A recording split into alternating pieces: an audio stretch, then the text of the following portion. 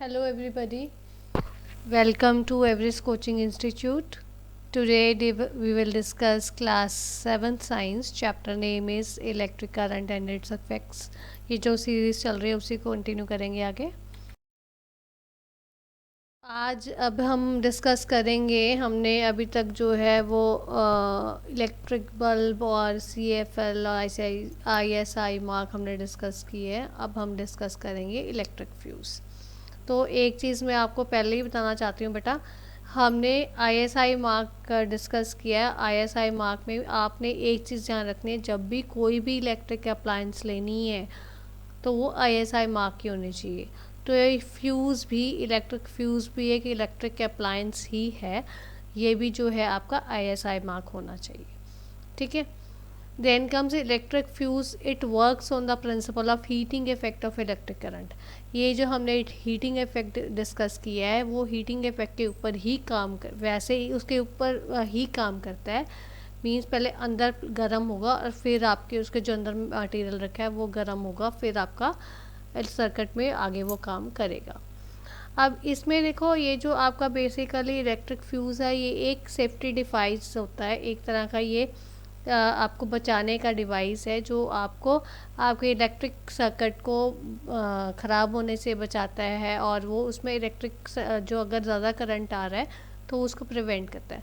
Sometimes क्या होता है, हमारा पीछे से करंट जो फ्लो हो रहा है वो जो आपका जितना अप्लायंस को चाहिए उससे ज़्यादा अगर आ रहा है तो वो उस फ्लो को आपका प्रिवेंट करता है फ्यूज़. मैं आपको यहाँ पे ये चीज़ सिर्फ एक एग्ज़ाम्पल से समझा रही हूँ जो मैंने खुद बनाई है, ऐसा कुछ है नहीं है. ये एग्ज़ाम्पल देखो, जैसे हमने ये जो हमारे पास इलेक्ट्रिकल अप्लायंस है कोई, वो 30 एम्पेयर का है. ठीक है. और ये फ्यूज़ ले लो, लगा लो 32 to 33 एम्पेयर इसमें परमिशन है, इसकी मैक्सिमम लिमिट इसकी है. बट बेटा एक चीज़ ध्यान रखना, 32-33 एम्पेयर का फ्यूज़ नहीं होता. ये मैंने आपको अपनी एग्जांपल बताई, मैं रिपीट कर रही हूँ यही चीज़ आपको कि मैंने ये अपनी एग्जांपल बताई है. ठीक है. इसको ये मत लेके चलना कि ऐसा होता है, मतलब ऐसा फ्यूज़ जो इतनी एम्पेयर को परमिट करता है करंट को, वो नहीं होता है. तो हमने जो अप्लायंस ले 30 एम्पेयर का उसमें करंट फ्लो होगा.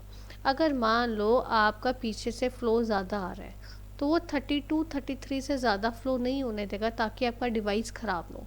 इन केस अगर इसमें ज़्यादा फ़्लो आ जाता है, इलेक्ट्रिक करंट ज़्यादा आ जाता है, उसके कारण क्या होगा, इसके अंदर एक जो है वो वायर होती है, वो जो फ्यूज़ के अंदर वायर होती है वो वायर मेल्ट होना शुरू कर देती है. और जब वो वायर मेल्ट होगी तो क्या होगा, आपका सर्किट टूट जाएगा. सर्किट टूटेगा तो आपका अप्लायंस काम करना बंद कर देगा. ठीक है. ये चीज़ समझ आई. तो अगर आपका जब जितनी लिमिट है उस लिमिट से ज़्यादा अगर आपका सर्किट आपका इलेक्ट्रिक करंट उसमें ज़्यादा फ्लो हो रहा है तो आपका इसके फ्यूज़ के अंदर जो एक वायर होती है वो वायर मेल्ट होना शुरू कर देती है, और उसके कारण आपका सर्किट जो है वो ब्रेक हो जाता है. सर्किट ब्रेक हो जाएगा तो आपका अप्लायंस काम करना बंद कर देगा, आपका काम नहीं करेगा अप्लायंस. ठीक है. तो ये चीज़ मैंने लिखी है, safety device that prevents damage to an electric circuit when an excessive current flows through it. ये मैंने आपको बताया ना, एक्सेसिव करंट को वो बचाता है. And there is maximum limit of current that can safely flow through a fuse. ये जो आपको अभी मैंने एग्जांपल अपने बना के दी वही उसने बताया. मैक्सिमम लिमिट जो है 32-33 एम्पेयर इसमें एग्जांपल में थी, उससे ज़्यादा फ्लो नहीं करने देगा. अगर ज़्यादा होता है तो उसके अंदर की जो वायर है वो मेल्ट होना शुरू हो जाती है.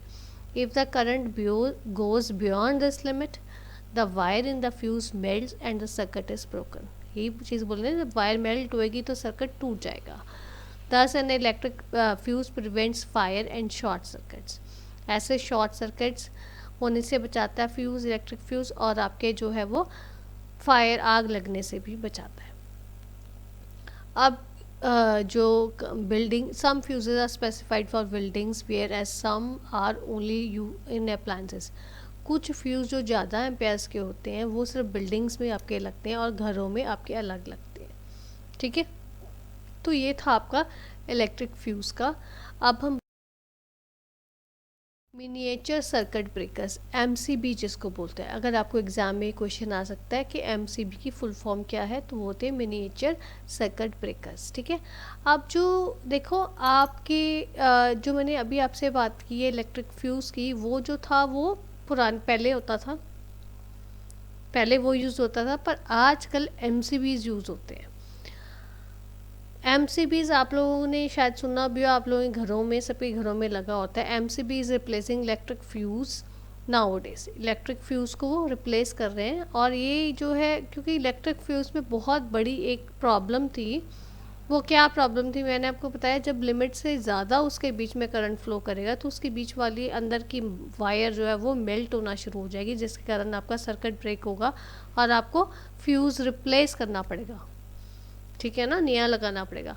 पर इलेक्ट्रिक ये जो एमसीबी है, ये उस चीज़ को वो जो लिमिटेशन थी आपकी इलेक्ट्रिक फ्यूज़ की, उसको ओवरकम करता है। कैसे ओवरकम करता है? ये जो एमसीबी है ये अपने आप ड्रिप कर जाता है, अपने आप बंद हो जाता है, ऑटोमेटिकली वो सर्किट को ब्रेक कर देता है। आप लोगों ने सुना होगा कभी आपके घर में आपके पेरेंट्स बोलते हैं एमसीबी डाउन हो गया, एमसीबी ड्रिप कर गया।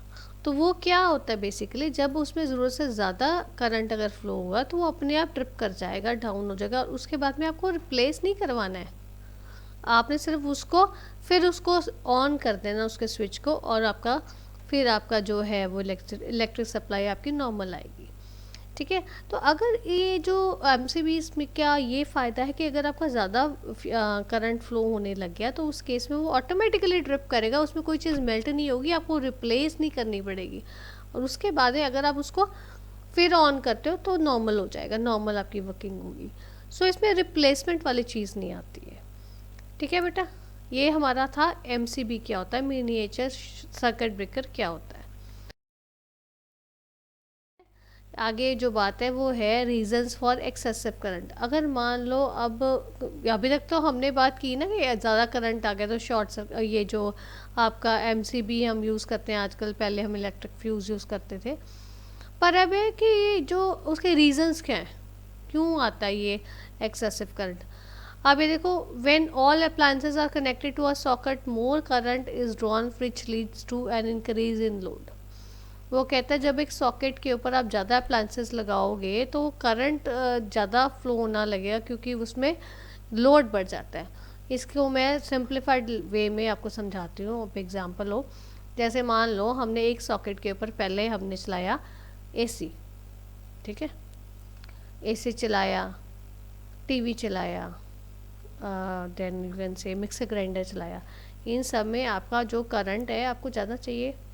ठीक है। उसके बाद में आप कहते हो जी मैंने अब फ़ोन चार्ज करना है, फ़ोन चार्ज कर रहे हो, फ़ोन चार्जिंग में आपका जो है करंट आपको थोड़ा चाहिए। तो कभी फ्लो उसमें जब आप पहले हैवी लोड वाली चीज़ें यूज़ कर रहे हो, प्रेस कर ली, आयरन कर लिया कपड़े, आपने जब हैवी लोड वाली चीज़ें यूज़ कर रहे हो जिनमें ज़्यादा आपका करंट चाहिए, फ्लो चाहिए, तो उसके कारण क्या है, उसको ज़्यादा करंट ले रहा है वो। एकदम से आपने करंट कम फ्लो वाली आपने अपना फ़ोन जो है, सेल फ़ोन जो है आपने चार्जिंग पे लगा दिया, तो उसके कारण क्या होगा, फ्लो उसका कम आने लग गया वहाँ पे, उसको ज़्यादा दे देने की आदत है। उसके कारण क्या होगा, वो जब आपका कम फ्लो वाली आप चीज़ लगाओगे तो आपका शॉर्ट सर्किट होने के चांसेस हैं। आपकी जो है वो फ्लो मतलब चीज़ आपका ख़राब, जिसके कारण एक्सेसिव फ्लो होता है, उसके कारण आपका जो है वो शॉर्ट सर्किट हो जाता है। शॉर्ट सर्किट मतलब या यू कैन से कि स्पार्किंग आ जाती है, कई बार आपको नज़र लगा, आवाज़ भी आती है, आपको दिखता भी उसमें से आग निकल रही है, तो ऐसा हो जाता है। ये तो पहला रीज़न था। दूसरा रीज़न क्या है, कई बार क्या होता है, आप सारी वायर्स के ऊपर इंसुलेशन होती है, हमारे घरों में बहुत सारी वायर्स होती हैं। कई बार क्या होता है, आपकी दो ऐसी तारें अगर इन टच होगी जिनके आगे इंसुलेशन जो है वो फट गई, निकल गई है, वो नेक्ड वायर्स हो गई हैं और वो एक दूसरे के साथ टच कर रही हैं, तो उसके कारण आपकी स्पार्क हो जाएगी। और समटाइम्स अगर बहुत ज़्यादा करंट फ्लो हो रहा है उस केस में तो आग भी लग सकती है। सो इस चीज़ को हम बोलते हैं शॉर्ट सर्किट।